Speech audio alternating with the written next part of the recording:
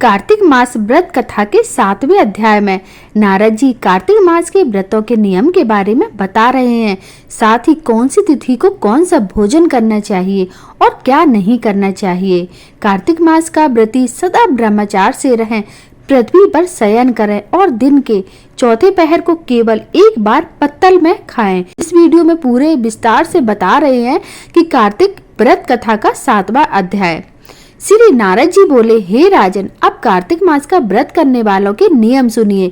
मैं संक्षेप में कहता हूँ, जो व्यक्ति कार्तिक मास का व्रत करता हो वह सब तरह के आमिष, उर्द, मधु, राई, खटाई तथा मदकारी वस्तुओं का भक्षण ना करें। यह वह व्रत करने वाला दूसरे का अन्न ना ग्रहण करे, किसी से विद्वेष ना करें तथा तीर्थ के अतिरिक्त विदेश ना जाएं। देवता, वेद, ब्राह्मण, गुरु, गौ, व्रती, नारी, राजा तथा गुरुजनों की निंदा ना करें। कार्तिक मास का व्रत करने वाला दाल, तिल, तेल, पकवात्र, क्रय किया हुआ पका भोजन ना ग्रहण करें। निद्र भावना कुवाच का त्याग करें। किसी भी जीव का मांस, चूना, जम्बीरी, नींबू, मसूर, बासी तथा झूठे अन्न का परित्याग करें। बकरी, गाय तथा भैंस के दूध के अतिरिक्त किसी अन्य पशु का दूध आमिष समझें। ब्राह्मण द्वारा क्रय किए गए सभी रस जैसे सांवर, नमक आदि का परित्याग करें। तांबे के पात्र में रखा हुआ पंचगव्य अत्यंत लघु गड्ढे का पानी केवल अपने ही लिए पाकपात्र आमिष कहा जाता है। कार्तिक मास का व्रती सदा ब्रह्मचार्य से रहें, पृथ्वी पर शयन करें और दिन के चौथे पहर को केवल एक बार पत्तल में खाएं। कार्तिक का व्रती नरक चतुर्दशी को तेल लगावे। इसके अतिरिक्त दूसरी तिथियों में तेल लगाकर स्नान त्याज्य है। कार्तिक व्रती मनुष्य सिंघाड़ा, कोहड़ा, प्याज, भंटा, गाजर, मूली इन सब वस्तुओं को ग्रहण ना करें। लौकी व भंटा, कोहड़ा, कटेरी का फल, तरबूज तथा कैत इनको कार्तिक मास का व्रती त्याग है।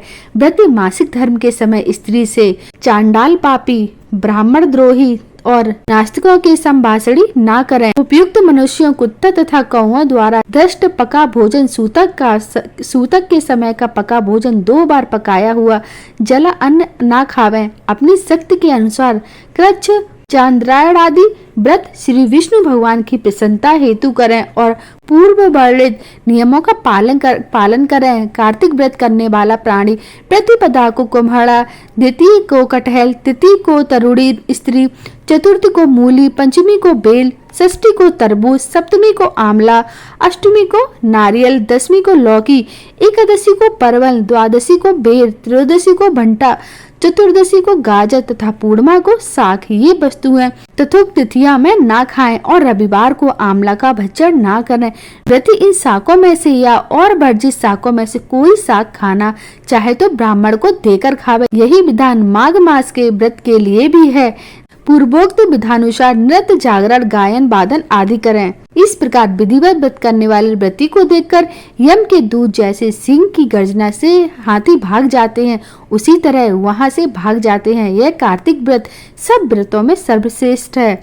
इसके अतिरिक्त जितने व्रत यज्ञादि हैं वे सत संख्या होकर इसकी तुलना नहीं कर सकते, क्योंकि यज्ञादि करने वाले प्राणी केवल स्वर्ग में ही निवास करते हैं, किंतु कार्तिक व्रती उससे श्रेष्ठ बैकुंठ लोक में जाते हैं। इस जगत में भुक्ति मुक्ति दाता जितने भी पुण्य क्षेत्र हैं वे सब कार्तिक व्रती के शरीर में निवास करते हैं। खराब सपने, मंचा, बाचा और कर्मणा किसी प्रकार का पाप हो वह सब कार्तिक व्रत करने वाले प्राणी को देखते ही नष्ट हो जाते हैं। जिस प्रकार राजा की रक्षा उसके सेवक अंगरक्षक लोग करते हैं, उसी भांति कार्तिक व्रत करने वाले की रक्षा विष्णु भगवान की आज्ञा से इंद्रादिक देवता करते हैं। विष्णु भगवान का व्रत करने वाले मनुष्य जहाँ कहीं भी वर्तमान रहता है वहाँ पूजित होता है। वहाँ पर ग्रह, भूत, पिशाच आदि कोई भी नहीं रहने पाते। विद्या विद्यान सहित कार्तिक व्रत करने वाले मनुष्य के पुण्य का वर्णन 4 मुख वाले ब्रह्मा जी भी कहने असमर्थ हैं। यह विष्णु व्रत संपूर्ण पापों का नाश करने वाला, पुत्र, पौत्र, धन, धान को उन्नत करने वाला है। यह कार्तिक व्रत जो मनुष्य करता है उसको तीर्थ में जाने की, तीर्थ की सेवा करने से क्या उद्देश्य, उसको सब पुण्य फल जो है वो कार्तिक व्रत से ही प्राप्त हो जाते हैं। बोलो विष्णु भगवान की जय, तुलसी माता की जय।